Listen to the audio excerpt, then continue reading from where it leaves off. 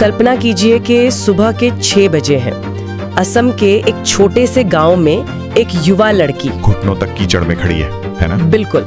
वो अपनी माँ के साथ खेतों में धान लगा रही है, पूरी तरह पसीने से लथपथ। और फिर कुछ ही घंटों बाद वही लड़की 8 से 9 किलोमीटर पैदल चलकर 8 से 9 किलोमीटर? हाँ, इतना लंबा सफर तय करके एक कच्चे उबड़ खाबड़ मैदान पर पहुंचती है, जहां वो लड़कों के बीच एक टूटे हुए प्लास्टिक के बल्ले से क्रिकेट खेल रही है। मतलब सुनने में किसी फिल्म के सीन जैसा लगता है। एकदम, लेकिन ये कोई फिल्मी सीन नहीं है। आज हम जिस विश्व कप विजेता की बात कर रहे हैं ना, उनकी कहानी बड़े शहरों की उन चमचमाती खेल अकादमियों या वातानुकूलित जिम से शुरू नहीं होती। बिल्कुल नहीं। ये असम के उन्हीं कीचड़ भरे खेतों से शुरू होती है। और सच कहूँ तो ये जो विषमता है ना, यही इस कहानी को इतना खास बनाती है। मतलब खेल की दुनिया में एक अलिखित नियम सा बन गया है कि एक सिस्टम होना चाहिए। हाँ, कि अगर अंतर्राष्ट्रीय स्तर पर पहुंचना है तो एक खास सिस्टम से होकर गुजरना होगा।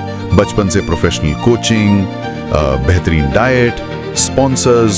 सही कहा। लेकिन आज हम जिस विषय पर चर्चा कर रहे हैं वो इस पूरे सिस्टम को ही चुनौती देता है। एकदम सही बात है। तो आज के इस गहन विश्लेषण में हम बात कर रहे हैं भारतीय महिला क्रिकेट टीम की 23 वर्षीय विकेटकीपर बल्लेबाज उमा छेत्री की। बहुत ही शानदार खिलाड़ी है। बिल्कुल। और इस पूरी यात्रा की तह तक जाने के लिए हमने कई अलग अलग और बहुत प्रामाणिक सोर्स मटेरियल को खंगाला है। इनमें ANI और द टेलीग्राफ जैसी न्यूज़ पब्लिकेशंस की रिपोर्ट्स शामिल हैं। और साथ ही आधिकारिक आंकड़े भी हैं। हाँ, BCCI, फैन कोड और WPL के आधिकारिक आंकड़े और उनके कुछ पुराने इंटरव्यूज भी हमने देखे हैं। और जब इन सभी स्रोतों को हम एक साथ रखकर देखते हैं ना, तो जो तस्वीर उभरती है वो केवल एक एथलीट की बायोग्राफी नहीं है। तो फिर क्या है? ये असल में खेल मनोविज्ञान, अवसरों को भुनाने की कला और सामाजिक बाधाओं को चीर कर बाहर आने का एक बहुत बड़ा केस स्टडी है। और हमारा आज का मिशन भी यही है। हमें ये समझना है कि कैसे गोलघाट जिले के बोकाखाट इलाके की एक लड़की ने असम के एक छोटे से गांव से उस गांव से निकलकर उस भारतीय टीम तक का सफर तय किया जिसने 2025 का महिला क्रिकेट विश्व कप जीता। क्या बात है। ये सिर्फ क्रिकेट की बात नहीं है, ये कहानी है एक असीम जिद की, सही समय पर पूरी तरह तैयार रहने की। चलिए इसे थोड़ा विस्तार से समझते हैं। बिल्कुल।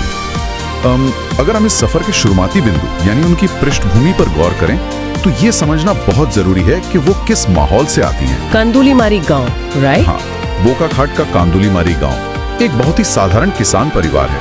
पिता खेतों में काम करते हैं और माँ घर संभालने के साथ साथ खेती में भी हाथ बटाती है। एकदम। मतलब ये वो भारत है जहाँ दिन की पहली प्राथमिकता सर्वाइवल होती है, रोजी रोटी कमाना, न कि कोई महंगा खेल खेलना। और परिवार की संरचना भी देखिए, 5 भाई बहनों में उमा इकलौती और सबसे छोटी लड़की है। हाँ।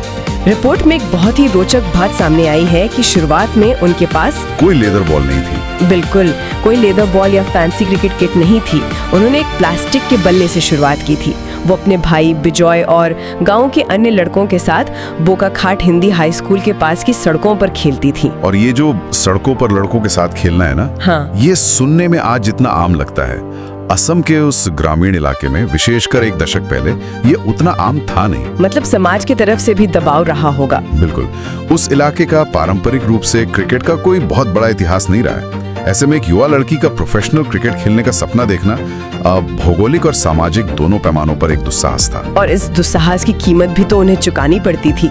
मतलब सुविधाओं की कमी का स्तर ये था कि सिर्फ प्रैक्टिस करने के लिए उन्हें रोज 8 से 9 किलोमीटर पैदल चलना पड़ता था। हाँ, ये कोई फिटनेस रूटीन नहीं था, ये मजबूरी थी उनकी। दिन की शुरुआत खेतों में धान लगाने से होती, फिर स्कूल और उसके बाद वो लंबा पैदल सफर, वो भी सिर्फ ग्राउंड पहुंचने के लिए। सोचिए, सुबह 7 बजे घर से निकलकर रात को अंधेरे में 7:30 या 8 बजे वापस लौटना, ये शारीरिक रूप से कितना थका देने वाला होता होगा। शारीरिक थकान से ज्यादा मुझे लगता है यहाँ मानसिक दृढ़ता की बात है। जब कोई हर दिन इतनी मेहनत सिर्फ मैदान तक पहुंचने के लिए करता है ना, तो अंदर एक अलग ही तरह की भूख पैदा हो जाती है। सच में। और इस भूख को जिंदा रखने में उनकी माँ की भूमिका सबसे अहम रही है। एक साधारण पृष्ठभूमि होने के बावजूद उनकी माँ की सोच बहुत ही प्रगतिशील थी, हैरान कर देने वाली हद तक प्रगतिशील थी। ये एक बहुत ही मार्मिक पहलू लगा मुझे। रिपोर्ट्स में बताया गया है कि उनकी माँ ने साफ कहा था कि एक महिला होने के नाते उन्होंने खुद जीवन में कई समझौते किए हैं। हाँ, कई बाधाएं झेली हैं उन्होंने, बिल्कुल।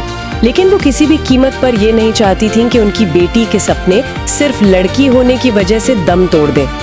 एक ऐसे समाज में जहां लड़कियों को जल्दी सेटल होने की सलाह दी जाती है, वहां एक माँ का ये सुरक्षा कवच बहुत बड़ी बात है। ये वो समर्थन है जो किसी भी खिलाड़ी को निडर बनाता है। लेकिन एक जुनून को दिशा की भी तो जरूरत होती है ना? एकदम।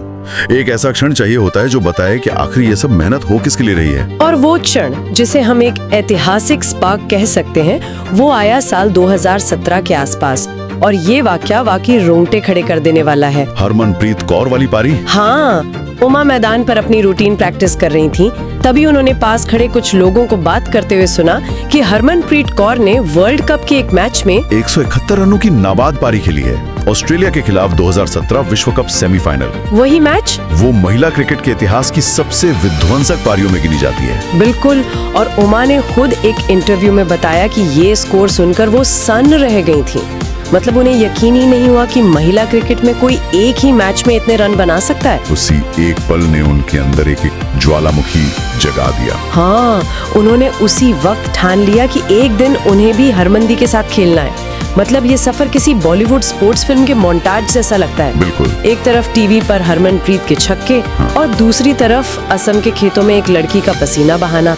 लेकिन मैं सोच रही थी, क्या बिना सुविधाओं के सिर्फ जुनून काफी होता है? बहुत ही वाजिब सवाल है। बहुत से लोग प्रेरित होते हैं, लेकिन हकीकत में उसे बहुत कम लोग बदल पाते हैं। लंबी रेस का घोड़ा बनने के लिए आपको हालातों के हिसाब से खुद को ढालना आना चाहिए। और यहीं से उमा की कहानी में वो मोड़ आता है जो मुझे सबसे ज्यादा रोमांचित करता है। विकेट कीपिंग वाला हिस्सा। हाँ, फैनकोट की एक रिपोर्ट में ये किस्सा है।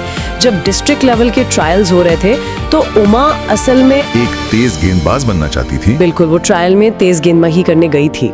यहाँ सबसे दिलचस्प बात यह है कि उस पूरे ट्रायल में विकेट कीपिंग करने के लिए कोई भी आगे नहीं आ रहा था। कोई भी नहीं। कोई नहीं, मतलब खेल को जो लोग करीब से जानते हैं वो समझते हैं कि विकेट कीपिंग मैदान पर सबसे अलोकप्रिय काम है। एक तरह से गंदा काम माना जाता है। बिल्कुल। आपको हर गेंद पर उठक बैठक करनी है, उंगलियों पर चोट खानी है, पूरा दिन धूप में बैठना है। कोई भी युवा खिलाड़ी अपनी मर्जी से इसे नहीं चुनता। तो हुआ ये कि जगह खाली थी और उनके जो कोच थे रजा रहमान और महबूब आलम, उन्होंने उमा को देखा और कहा कि तुम विकेट कीपिंग क्यों नहीं करती? और उमा ने सिर्फ इसलिए हाँ कर दी क्योंकि टीम को जरूरत थी। हाँ, क्योंकि कोई और ये करना नहीं चाहता था। और यही उनकी जिंदगी का सबसे बड़ा मास्टर स्ट्रोक साबित हुआ। विकेट के पीछे जो फुर्ती, जो चपलता चाहिए होती है ना, जो रिफ्लेक्सेस चाहिए होते हैं, हाँ, वो उमा के पास प्राकृतिक रूप से मौजूद थे। जो काम उन्होंने सिर्फ एक मजबूरी में चुना था, वही जल्दी उनकी सबसे बड़ी ताकत बन गया। ये एक बहुत बड़ा सबक है लोगों के लिए। हम अपनी योजनाओं को लेकर बहुत अड़ियल हो जाते हैं, जबकि असली टैलेंट तब निखरता है जब हम नई चुनौतियों को स्वीकार करते हैं। बिल्कुल सही कहा। लेकिन अगर किसी को लग रहा है कि इसके बाद सब कुछ जादुई तरीके से ठीक हो गया, तो ऐसा नहीं है। हाँ, सफलता का ग्राफ कभी भी सीधी रेखा में ऊपर नहीं जाता। एक समय ऐसा आया जब ये पूरी कहानी खत्म होने की कगार पर आ गई थी। हाँ, खराब फॉर्म हर एथलीट की जिंदगी का हिस्सा है, लेकिन उमा का वो खराब दौर सच में बहुत भयानक था। क्या हुआ था उस सीजन में? एक पूरे घरेलू सीजन में उनका उच्चतम स्कोर मात्र 12 रन था। सिर्फ 12 रन? बाप रे। सिर्फ 12 रन। और जिस विकेट कीपिंग को उन्होंने अपनी ताकत बनाया था, वहां भी उनका आत्मविश्वास डगमगा गया। उन्होंने विकेट के पीछे कई अहम कैच छोड़ दिए। जब आपका बल्ला खामोश होता है ना, तो उसका असर आपकी फील्डिंग पर भी पड़ता है। इसे खेल मनोविज्ञान में परफॉर्मेंस एंजाइटी कहते हैं। और इसका परिणाम ये हुआ कि उन्हें न सिर्फ राज्य की मुख्य टीम से बाहर कर दिया गया, बल्कि जो रिजर्व खिलाड़ियों की सूची होती है, वहां से भी निकाल दिया गया। हाँ, उससे भी उनका नाम हटा दिया गया। मतलब ये एहसास कि अब आप बैकअप के बैकअप भी नहीं रहे। वो इतनी हताश हो गई थी कि उन्होंने तय कर लिया था कि वो क्रिकेट हमेशा के लिए छोड़ देंगी। उस वक्त उनके भाई विजय का जो रिएक्शन था, वो बहुत ही प्रैक्टिकल था, एक आम मिडिल क्लास रिएक्शन। उन्होंने उमा से कहा कि क्रिकेट छोड़कर किसी अच्छी नौकरी की तैयारी करो। आर्थिक सुरक्षा के नजरिए से देखा जाए तो बहुत सही सलाह थी। शायद 99% लोग यही करते। बिल्कुल। लेकिन उमा की जिद कुछ और ही थी। उस गहरे डिप्रेशन के बीच भी उन्होंने अपने भाई से साफ कहा कि मैं नौकरी के बारे में नहीं सोचूंगी, मैं बोकाखाट से ही खेलूंगी। हाँ, असम के लिए खेलूंगी और एक दिन इंडिया के लिए खेलूंगी। और यहीं पर एक बार फिर उनकी माँ का वो मानसिक लचीलापन सामने आता है। माँ ने उमा से कहा कि जब तक तुम गिरोगी नहीं तब तक उठना कैसे सीखोगी। क्या बात है। अपनी गलतियों से सीखो और पहले से ज्यादा मजबूती के साथ वापसी करो। खेल में तकनीक सिखाई जा सकती है, लेकिन ये जो फाइटर माइंडसेट है ना, ये ऐसे ही परिवार के अटूट विश्वास से पैदा होता है। इसके बाद उमा ने अपनी कमियों पर भयानक मेहनत की। घरेलू क्रिकेट में रनों का अंबार लगाया, इंडिया ए के टूर्नामेंट्स में सिलेक्ट हुई और अपनी जगह वापस हासिल की। बिल्कुल। और यहाँ कहानी वाकई बहुत दिलचस्प हो जाती है, क्योंकि जब हम उनके 2024 और 2025 के सफर को देखते हैं तो एक बहुत ही अजीब लेकिन शानदार पैटर्न दिखाई देता है। दूसरों की चोट वाला पैटर्न। हाँ, दूसरों की चोट और उमा का सही समय पर मौजूद होना। खेल की दुनिया में मौका एक बहुत ही क्रूर चीज है। ये अक्सर तब आता है जब किसी और का नुकसान होता है। इसे ही देखिए ना, WPL यानी विमेन्स प्रीमियर लीग के 2024 के ऑक्शन में उमा अनसोल्ड रहीं। किसी टीम ने नहीं खरीदा उन्हें। हाँ, लेकिन फिर टूर्नामेंट शुरू होने से ठीक पहले यूपी वॉरियर्स के खिलाड़ी वृंदा दिनेश घायल हो गई और फ्रेंचाइजी ने उमा को रिप्लेसमेंट के तौर पर बुला लिया। हालांकि उस साल उन्हें ज्यादा मौका नहीं मिला, सिर्फ एक मैच खेला उन्होंने, लेकिन कम से कम वो सिस्टम के अंदर आ गई। और फिर आता है 2025 का WPL सीजन। ये उनके करियर का बहुत बड़ा टर्निंग पॉइंट था। यूपी वॉरियर्स की कप्तान और मुख्य विकेट कीपर एलिसा हीली। अरे, एलिसा हीली का चोटिल होना तो बहुत बड़ी बात थी। अचानक चोटिल हो गई वो। दुनिया की इतनी बड़ी दिग्गज का बाहर होना टीम के लिए एक बड़ा झटका था, लेकिन अचानक से उमा फर्स्ट चॉइस कीपर बन गई। ये एक बहुत बड़ा दबाव रहा होगा उनके लिए। लेकिन उमा ने वो दबाव झेला। उन्होंने उस सीजन के सभी 9 मैच खेले, 80 रन बनाए, जिसमें गुजरात जायंट्स के खिलाफ उनका 24 रन का हाईएस्ट स्कोर भी शामिल था। आंकड़े शायद बहुत बड़े ना लगे, लेकिन विकेट के पीछे उनका काम शानदार था। बिल्कुल। और ये रिप्लेसमेंट वाला सिलसिला यही नहीं रुका। हाँ, असली मौका तो वर्ल्ड कप में आया। 2025 के महिला क्रिकेट विश्व कप में जब टीम की घोषणा हुई तो उमा को मुख्य 15 में नहीं, स्टैंड बाय में रखा गया था। लेकिन कैंप के दौरान प्रमुख विकेट कीपर यास्तिका भाटिया घायल हो गई और उमा को तुरंत मुख्य टीम में शामिल कर लिया गया। और उन्होंने 26 अक्टूबर 2025 को बांग्लादेश के खिलाफ अपना ODI डेब्यू भी कर लिया। बिल्कुल। लेकिन मैं यहाँ थोड़ा रुककर एक सवाल उठाना चाहूंगी। जी, कहिए। जब हम इस पूरी टाइमलाइन को देखते हैं, वृंदा दिनेश का घायल होना, फिर एलिसा हीली और फिर यास्तिका भाटिया का चोटिल होना और हर बार उमा का अंदर आ जाना, हाँ, क्या इसे हम सिर्फ किस्मत कह सकते हैं? मतलब बार बार बैकअप के तौर पर आना, क्या ये किसी भी खिलाड़ी के लिए मानसिक रूप से थका देने वाला नहीं होता? अगर हम इसे बड़े पैमाने पर देखें तो ये बहुत ही बेहतरीन सवाल है। अगर कोई इसे सिर्फ किस्मत कहता है तो वो उस खिलाड़ी की सालों की मेहनत का अपमान कर रहा है। सही बात है। इसे ऐसे समझिए जैसे थिएटर में कोई स्टैंड बाय या अंडरस्टडी होता है। आपको सारे डायलॉग याद करने हैं, रिहर्सल करनी है, खुद को 100% तैयार रखना है, ये जानते हुए भी कि शायद आपको मंच पर जाने का मौका ही ना मिले। बिल्कुल, ये जानते हुए कि पर्दा उठने पर आप दर्शकों के बीच बैठे होंगे। अधिकांश खिलाड़ी इसी हताशा में प्रैक्टिस में ढील दे देते हैं कि मुझे तो चांस मिलना ही नहीं है। हाँ, और यही किस्मत काम आती है। किस्मत उसी का साथ देती है जिसकी तैयारी पूरी होती है। हर एक मौके पर उमा पूरी तरह तैयार थी। अगर उनकी विकेट कीपिंग में जरा सी भी कमी होती तो मौका किसी और को मिल जाता। एकदम सही। ये लोगों के लिए एक बड़ा सबक है कि जब मौका ना दिख रहा हो तब भी अपनी स्किल्स को धार देते रहना चाहिए, क्योंकि मौका कभी तैयारी का वक्त नहीं देता। क्या बात है। और इसी तैयारी ने अंततः इतिहास रच दिया। 2025 में भारतीय महिला टीम ने विश्व कप जीता और उमा उस टीम का अहम हिस्सा थी। और ये उनकी एकमात्र उपलब्धि नहीं है। नहीं, 7 जुलाई 2024 को चेन्नई में साउथ अफ्रीका के खिलाफ उन्होंने अपना T20 डेब्यू किया था 55 नंबर की जर्सी के साथ। और उससे पहले 2022 एशियन गेम्स में गोल्ड और 2023 इमर्जिंग टीम्स एशिया कप भी जीत चुकी थी। और अभी हाल ही में नवंबर 2025 में असम क्रिकेट एसोसिएशन ने उन्हें 51 लाख रुपए के नकद इनाम से सम्मानित किया। उस परिवार के लिए जिसने खेतों में इतनी मेहनत की है, ये सिर्फ पैसा नहीं, उनके दशकों के संघर्ष का सम्मान है। बिल्कुल। उस समारोह में BCCI सचिव देवजीत सैकिया और ACA अध्यक्ष तरंग गोगोई भी थे। देवजीत सैकिया ने कहा कि इस सफलता ने पूर्वोत्तर में महिला क्रिकेट के लिए एक नया अध्याय खोल दिया है। बहुत बड़ी बात कही उन्होंने। तो इस सब का आखिर मतलब क्या है? इन बयानों के पीछे का असली अर्थ क्या है? इसका सीधा अर्थ है भारतीय क्रिकेट का लोकतंत्रीकरण। लंबे समय तक टीम में जगह बनाने का मतलब था मुंबई, दिल्ली या बेंगलुरु से आना, जहां बड़ी एकेडमियां हैं। हाँ, लेकिन उमा असम और पूरे पूर्वोत्तर से वर्ल्ड कप जीतने वाली टीम का हिस्सा बनने वाली पहली महिला क्रिकेटर हैं।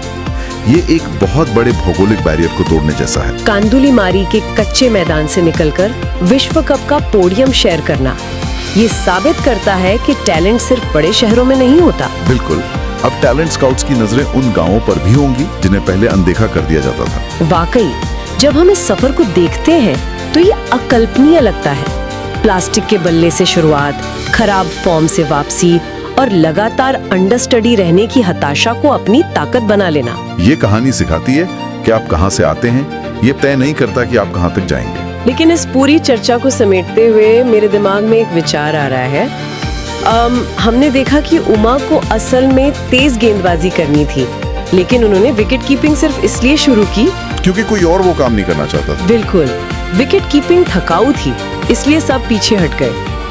ये सोचने वाली बात है। आज हम सभी अपनी पहली पसंद के रोल से चिपके रहना चाहते हैं। हाँ, जो काम दिखने में ग्लैमरस हो। लेकिन क्या ऐसा करके हम अपने ही बेहतरीन टैलेंट को विकसित होने से रोक रहे हैं? उमा की कहानी ये सवाल छोड़ जाती है कि शायद सबसे बड़ी कामयाबी वहीं छिपी होती है जहां कोई और जाना नहीं चाहता।